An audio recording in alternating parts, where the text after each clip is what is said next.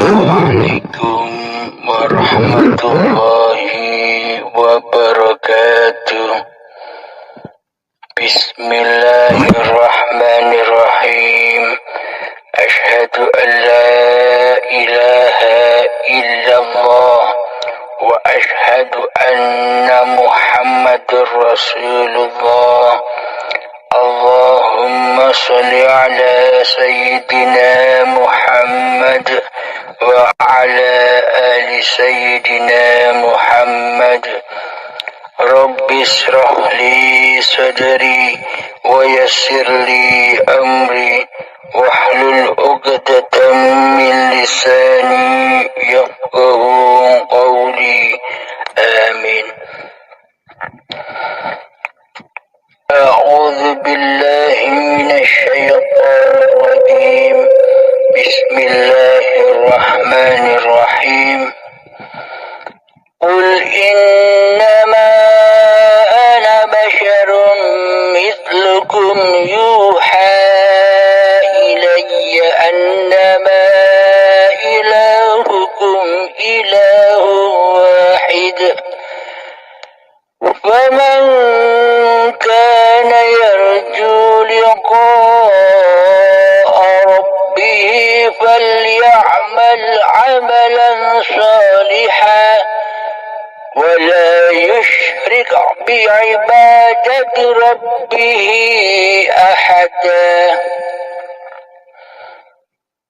Katakan Muhammad kepada seluruh manusia, sesungguhnya aku ini hanya seorang manusia seperti kamu yang telah menerima wahyu.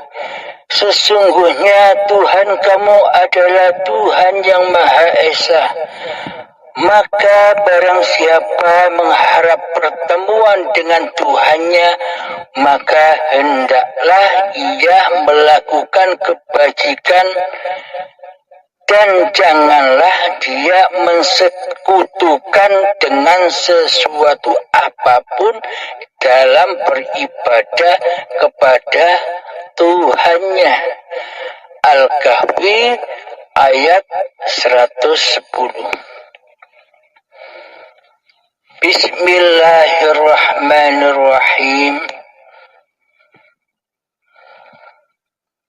Taat dan maksiat, iman dan ingkar.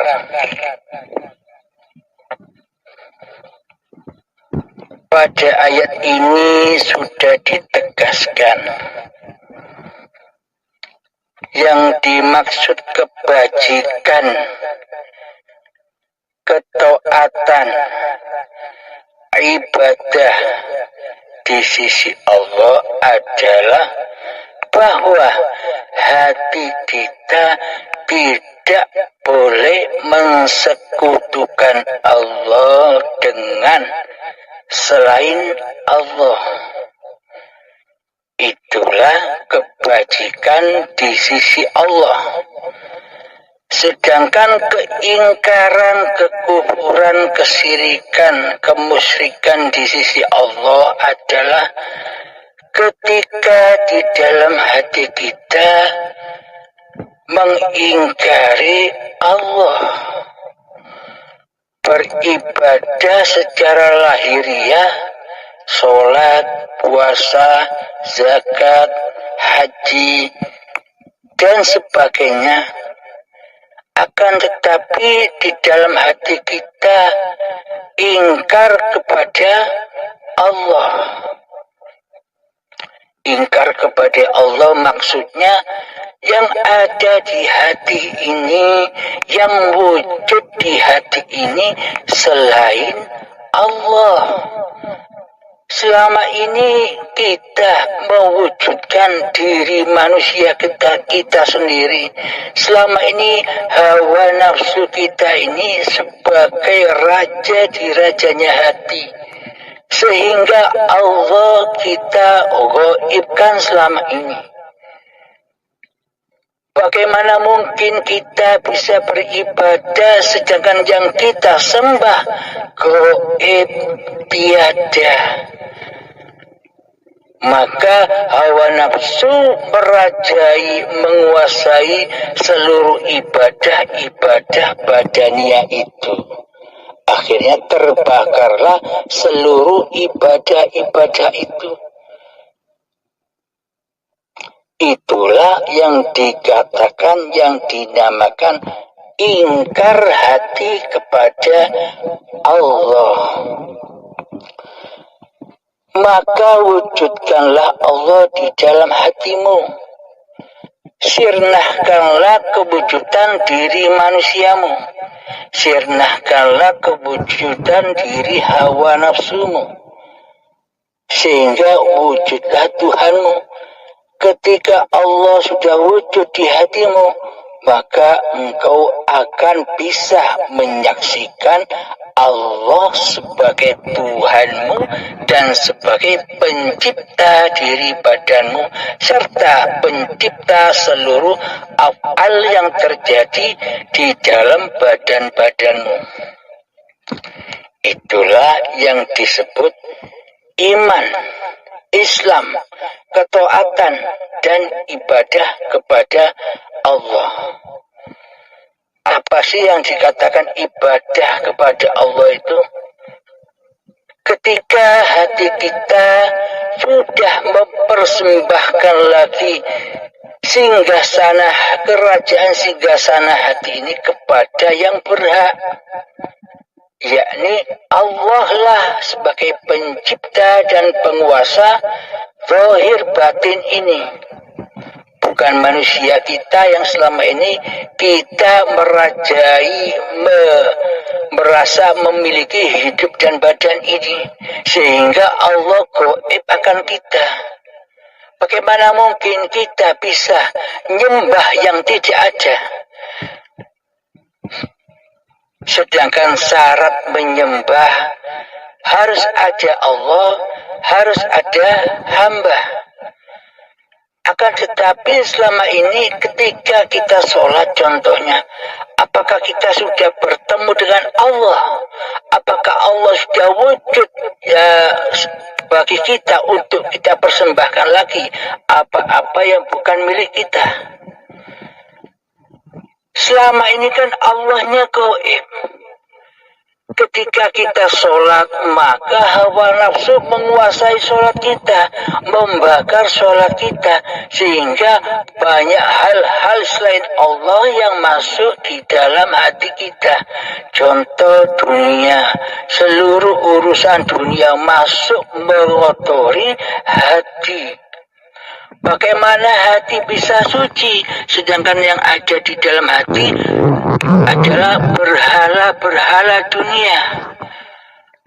Meskipun engkau mensucikan badan-badanmu dengan air di lautan sampai habis, akan tetapi di dalam hatimu tetap pendirianmu yang wujud hawa nafsumu.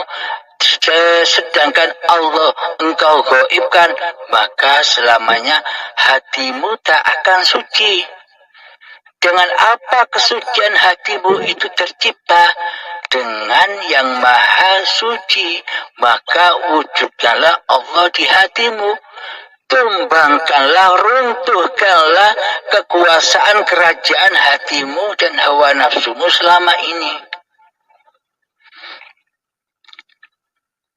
Maka tetapkanlah bahwa hidup ini Allah yang selalu menjaga badan-badan ini sejak dari tanah hingga kepada tumbuh-tumbuhan, hingga kepada buah-buahan, sayuran dan padi, hingga dimakan kedua orang tua, hingga menjadi sperma, hingga menjadi segumpal darah, hingga menjadi segumpal daging, hingga menjadi janin, sehingga terproseslah menjadi bayi yang suci. Coba kita pikirkan, kenapa bayi itu disebut suci? Padahal bayi itu tak pernah wudhu, tak pernah sholat, tak pernah puasa, tak pernah haji, tak pernah zikir, tak pernah wiritan, tak pernah ngaji, tak pernah sholawatan, tak pernah tahlilan, tak pernah yasinan, dan ibadah sebagainya. Kenapa bayi itu disebut suci? Karena diri bayinya masih suci dari manusia kita. Diri bayinya masih belum mengaku-ngakui keadaan diri bayinya. Karena ketika bayi kita belum ada, kita belum terlahir.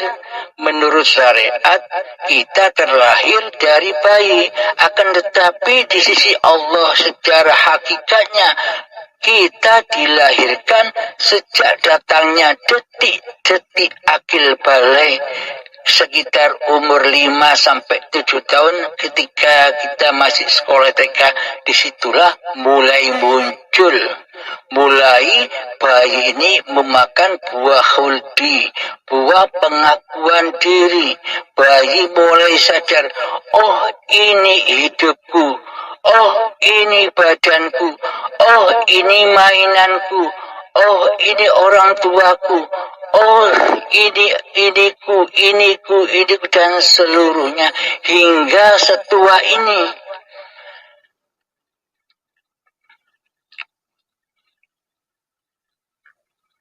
Maka dari itu sadarilah, selama ini kita ingkar kepada hayatullah.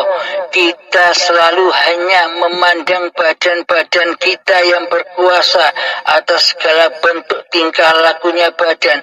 Kita selama ini buta akan hidup, bahwa hiduplah yang menguasai badan-badan ini. Tanpa adanya hidup maka tak akan ada badan.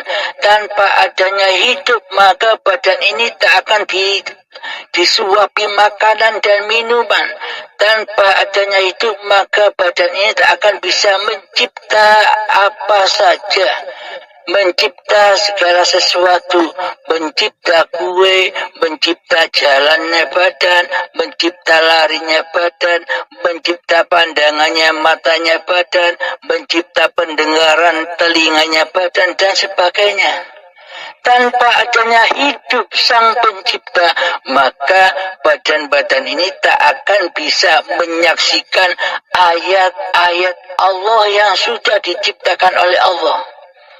Dengan adanya hidup, maka manusia bisa menyaksikan Allah lewat ayat-ayatnya. Contoh kita ketika melihat pepohonan, contoh kita ketika melihat gunung, contoh kita ketika melihat sungai, laut, dan sebagainya.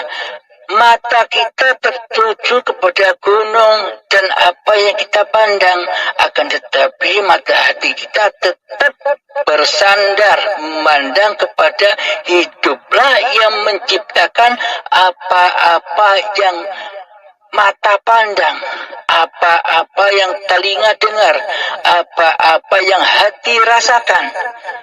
Baik suka dan duka, hiduplah penciptanya. Tanpa adanya hidup maka tak akan tercipta ayat-ayat yang kita pandang.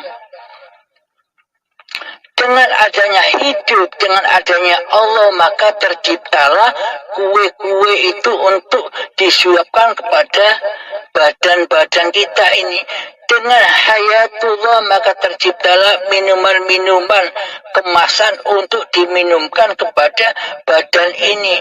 Bukan Allah yang makan, bukan Allah yang minum, akan tetapi Allah mencukupi segala kebutuhan apa yang diciptakannya selama ini.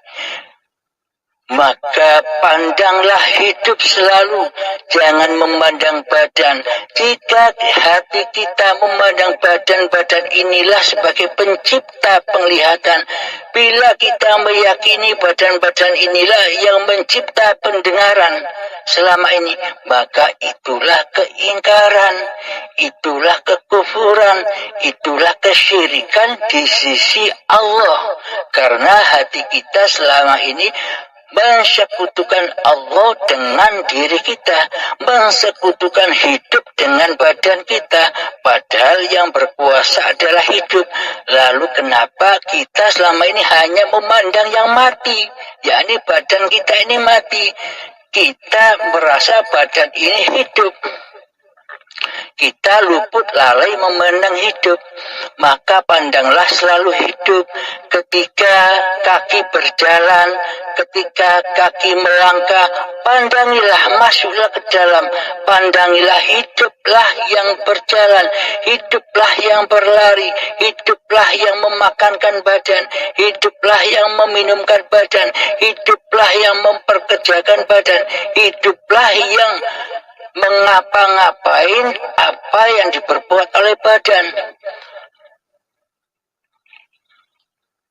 Allah lah pencipta dirimu dan Allah lah pencipta seluruh apa yang kau perbuat.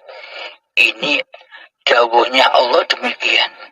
Maka yakinilah, tetapkanlah di dalam hati bahwa hidup ini Allah. Heningkan hatimu, renungkan di dalam hatimu bahwa hidup ini Allah. Persembahkan lagi hidup manusia kita kepada Allah. Itulah makna menyembah, itulah makna sholat, itulah makna ibadah, dan itulah amal soleh, yakni yang beramal adalah af'alullah sendiri, af'alnya hidup. Jika kita sudah menetapkan, sudah bisa memandang bahwa hiduplah yang berkuasa atas badan-badan ini, maka itulah yang dikatakan iman dan Islam di sisi Allah. Akan tetapi bila kita hanya selalu memandang badan-badan ini yang berbuat, maka itulah kedustaan, itulah keingkaran, itulah kesyirikan di sisi Allah. Semoga saya dan kita semua selalu dibimbing oleh Allah, selalu dirahmati oleh Allah Subhanahu wa ta'ala. Assalamualaikum warahmatullahi wabarakatuh.